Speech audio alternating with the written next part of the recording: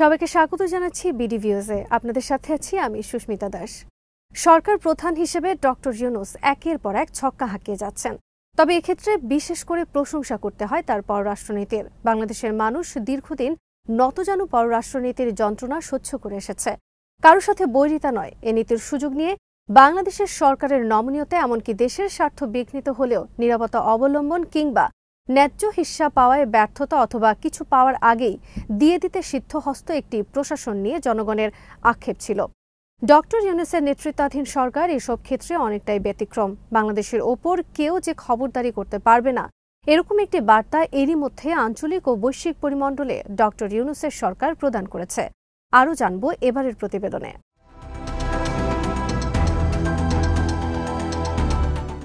কূটনৈতিক সফর কেবল আনুষ্ঠানিকতা নয়, বরং অর্থনৈতিক, রাজনৈতিক ও কৌশলগত সফলতার মাপকাঠি।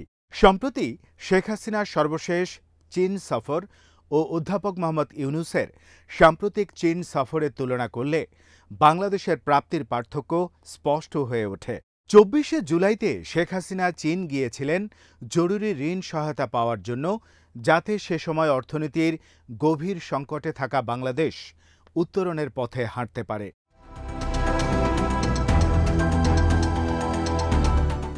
দেশের বৈদেশিক মুদ্রার রিজার্ভ তখন খুবই দুর্বল, আর সে কারণেই শেখ হাসিনা আশাবাদী ছিলেন যে চীন থেকে অন্তত $500 কোটি মূল্যের ইউয়ান ঋণ পাওয়া যাবে। কিন্তু সফরের পর দেখা গেল বাংলাদেশ পেল মাত্র $14 কোটি।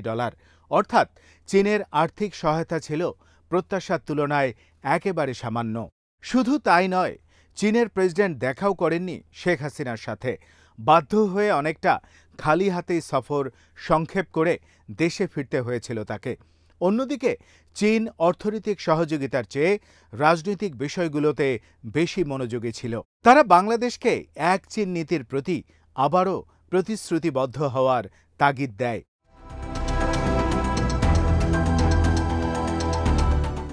এক চীন হওয়ার অন্যতম অপরিহার্যতা হল তাইওয়ানকে চীনের অবিচ্ছেদ্য অংশ হিসেবে স্বীকৃতি দেয়া এবং চীনা প্রেসিডেন্ট শি জিনপিংয়ের ৩টি বৈশ্বিক উদ্যোগ, জিএসআই বৈশ্বিক নিরাপত্তা উদ্যোগ, জিডিআই বৈশ্বিক উন্নয়ন উদ্যোগ ও জিসিআই বৈশ্বিক সভ্যতা উদ্যোগ এর প্রতি সমর্থন আদায়ের চেষ্টা করেছে।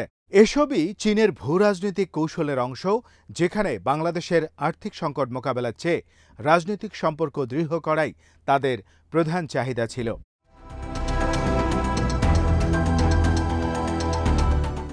অন্যদিকে অধ্যাপক মোহাম্মদ ইউনূসের সাম্প্রতিক চীন সফর সম্পূর্ণ ভিন্ন বাস্তবতায় গড়া। তিনি চীন থেকে আনতে পেরেছেন $210 কোটি প্রতিশ্রুতি, যা সরাসরি বিনিয়োগ ও বিভিন্ন উন্নয়ন প্রকল্পের জন্য বরাদ্দ। ডক্টর ইউনূস কোনো সাধারণ ব্যক্তিত্ব নন। তিনি দীর্ঘদিন ধরে সামাজিক ব্যবসার ধারণাকে বিশ্বব্যাপী জনপ্রিয় করেছেন এবং চীনে তার গ্রহণযোগ্যতা ব্যাপক। নোবেল পুরস্কার জয়ী হিসেবে তার একটি আলাদা অবস্থানও রয়েছে। চীনা প্রতিষ্ঠান ও সরকার তার সামাজিক ব্যবসা মডেলকে ইতিবাচকভাবে দেখে এবং এটিকে দারিদ্র্য বিমোচন ও টেকসই উন্নয়নের গুরুত্বপূর্ণ হাতিয়ার মনে করে। ফলে তার সফর কেবল কূটনৈতিক সৌজন্য বিনিময়ের মধ্যে সীমাবদ্ধ থাকেনি, বরং এটিকে কাজে লাগিয়ে তিনি বড় অঙ্কের বিনিয়োগ আনতে সক্ষম হয়েছেন।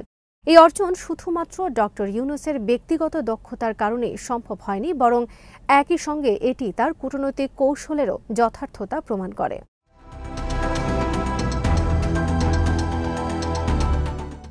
ভারতীয় বিশ্লেষক ঋষি গুপ্তা সহ অনেক বিশ্লেষকই মনে করেন শেখ হাসিনার নেতৃত্বে বাংলাদেশ দীর্ঘদিন ভারতমুখী ছিল।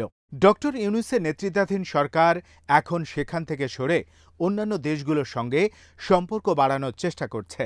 সংবাদ সংস্থা রয়টার্স লিখেছে, ভারতের সঙ্গে সম্পর্ক যখন নাজুক, তখন চীনের সঙ্গে বাংলাদেশের সম্পর্ক দক্ষিণ এশিয়ার ভূরাজনৈতিক ভারসাম্য বদলে দিতে পারে এবং তা ভারতের প্রভাবকে চ্যালেঞ্জের মুখে ফেলে দিতে পারে। টানা ১.৫ দশক বাংলাদেশ শাসন করা শেখ হাসিনার বিরুদ্ধে বড় অভিযোগ ছিল তিনি বাংলাদেশের পররাষ্ট্র নীতিকে ভারতের উপর নির্ভরশীল করে তুলেছিলেন।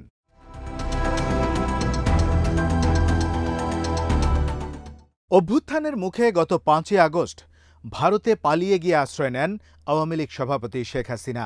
এখনও সেখানেই রয়েছেন তিনি। অভ্যুত্থানের পরপরই ডক্টর ইউনূসের নেতৃত্বে অন্তর্বর্তী সরকার গঠিত হয়। এরপর ভারতের সাথে সম্পর্ক শীতল হয়, যা এখনও উষ্ণতার দিকে যায়নি। সাধারণত বাংলাদেশে কেউ সরকার প্রধান হলে তার সাথে ভারতীয় প্রধানমন্ত্রীর বৈঠক হয়।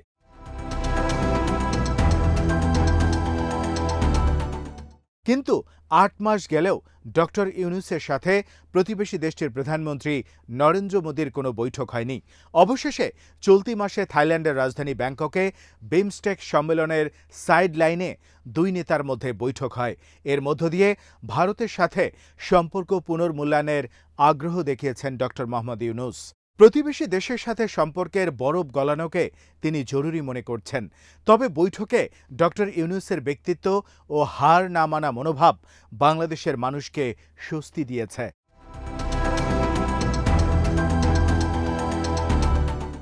ডক্টর ইউনূস সম্পর্ক বৃদ্ধি করেছেন পাকিস্তানের সাথেও। আওয়ামী লীগ আমলে পাকিস্তানের সাথে এক ধরনের দূরত্ব তৈরি হয়েছিল। সেই দূরত্ব ঘোচানোর জন্য ডক্টর ইউনূস বেশ কিছু উদ্যোগ নিয়েছে। দায়িত্ব নেওয়ার পর এই পর্যন্ত পাকিস্তানের প্রধানমন্ত্রী শাহবাজ শরীফের সঙ্গে দুবার বৈঠক হয়েছে ডক্টর ইউনূসের। দীর্ঘ ১৫ বছর পর দুদেশের পররাষ্ট্র সচিব পর্যায়ের বৈঠকও হয়ে গেল সম্প্রতি। পররাষ্ট্র সচিব পর্যায়ে আলোচনার প্ল্যাটফর্ম ফরেন অফিস কনসালটেশন বা এফওসি রাষ্ট্রীয় অতিথি ভবন পদ্মায় অনুষ্ঠিত হয়। সর্বশেষ ২০১০ সালে এমন বৈঠক অনুষ্ঠিত হয়েছিল। বৈঠকে বাংলাদেশ প্রতিনিধি দলের নেতৃত্ব দেন পররাষ্ট্র সচিব জসিম উদ্দিন, আর পররাষ্ট্র সচিব আমনা বালুচ নেতৃত্ব দেবেন পাকিস্তান প্রতিনিধি দলের। আওয়ামী লীগের টানা ১৫ বছরের শাসনামলে বিভিন্ন বিষয়ে ইসলামাবাদের সঙ্গে সম্পর্ক স্তিমিত ছিল ঢাকার।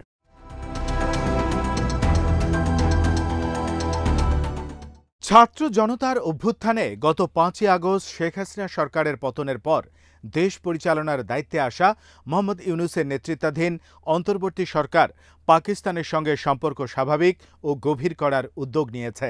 অতীতে টানাপোড়েন পেরিয়ে পাকিস্তানের সঙ্গে বাংলাদেশের সম্পর্ক স্বাভাবিক চাওয়ার কথা ইতিমধ্যে বলেছেন অন্তর্বর্তী সরকারের পররাষ্ট্র উপদেষ্টা ড. তৌহিদ হোসেন।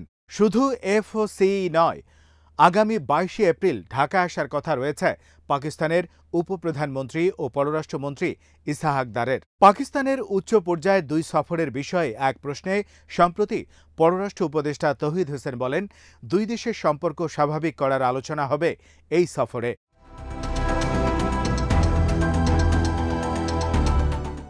ভারত বাংলাদেশের সম্পর্কে যে দূরত্ব তৈরি হয়েছে তা চীনের জন্য একটি সুযোগ হয়ে দাঁড়িয়েছে বলে মনে করেন বিশ্লেষকরা। চীন এই পরিস্থিতি কাজে লাগানোর চেষ্টা করছে। এরই ধারাবাহিকতায় বাংলাদেশের সঙ্গে বিভিন্ন খাতে, বিশেষ করে বাণিজ্য, প্রতিরক্ষা ইত্যাদি খাতে সম্পর্ক আরও মজবুত করার কাজ করছে। আর ভারতের মিডিয়া বাংলাদেশের অন্তর্বর্তী সরকার দায়িত্ব নেওয়ার পর থেকেই বাংলাদেশের সাথে চীন ও পাকিস্তানের সম্পর্ক নিয়ে বানোয়াট সব রিপোর্ট করে যাচ্ছে। বিশেষ করে সামরিক বিভিন্ন কার্যক্রম, মহড়া ও সমরাস্ত্র সংগ্রহ নিয়ে নানাবিধ গুজবও ছড়ানো হয়েছে। কিন্তু এসব খবরের কোনোটাই চূড়ান্ত পর্যায়ে গিয়ে সত্যতা মেলেনি।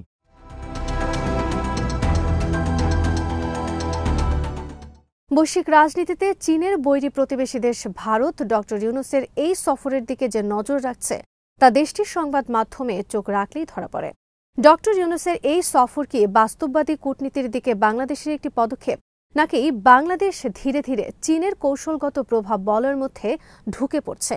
এ প্রশ্ন তুলেছেন দিল্লি ভিত্তিক সংস্থা এশিয়া সোসাইটি পলিসি ইনস্টিটিউটের সহকারী পরিচালক ঋষি গুপ্তা। ভারতীয় সংবাদ মাধ্যম দ্য প্রিন্টে এক কলামে তিনি বলেছেন, চীন প্রায়ই এশিয়ার দেশগুলোর সেসব নেতাদের নিজ দেশে আমন্ত্রণ জানায় যারা আন্তর্জাতিকভাবে একঘরে বা তাদের দেশকে দীর্ঘদিনের মিত্র থেকে ভিন্ন দিকে নিয়ে যেতে চায়।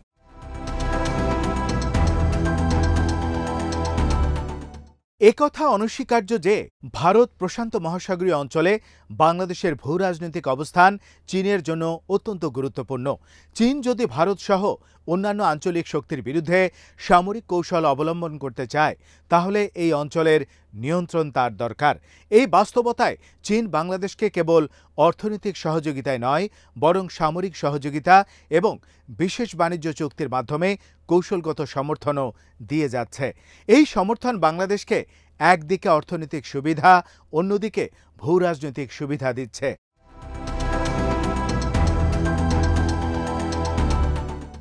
এই বাস্তবতা সর্বজন বিদিত যে দক্ষিণ এশিয়ায় নিজেদের আধিপত্য বাড়াতে প্রতিযোগিতায় রয়েছে যুক্তরাষ্ট্র ও চীন। তার সঙ্গে যোগ হয়েছে মিয়ানমার পরিস্থিতি, যেখানে চীনের প্রভাব অন্যদের তুলনায় বেশি। ইতিমধ্যেই বাংলাদেশে রোহিঙ্গা পরিস্থিতি সমাধানে ডক্টর ইউনূস মিয়ানমার ও চীনের কাছে দায়িত্বশীল ভূমিকা প্রত্যাশা করছেন। কোনো সন্দেহ নেই যে ডক্টর ইউনূস রোহিঙ্গা সংকটটি আর ঝুলিয়ে রাখতে চান না, তাই চীনের সহযোগিতা প্রয়োজন। আবার চীনের সাথে বাংলাদেশের সখ্যতা ভারত ভালোভাবে দেখছে না তাদের নিজস্ব নিরাপত্তা উদ্বেগের কারণে।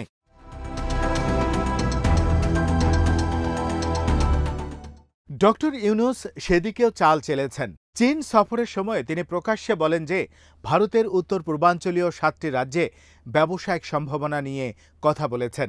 তিনি বলেছেন, ভারতের পূর্বাঞ্চলে অবস্থিত 7 সিস্টার্স নামে পরিচিত 7টি রাজ্য সম্পূর্ণরূপে ল্যান্ডলকড বা স্থলবেষ্টিত। সমুদ্রের সঙ্গে তাদের যোগাযোগের কোনো উপায় নেই। আমরাই এই অঞ্চলের সমুদ্রের একমাত্র অভিভাবক। ডক্টর ইউনূসের এই মন্তব্য নিয়ে ভারতের নীতি নির্ধারক ও রাজনীতিবিদদের মধ্যে তোলপাড় শুরু হয়েছে। ডক্টর ইউনূসের এই বক্তব্যকে হুমকি হিসেবে দেখছেন তারা।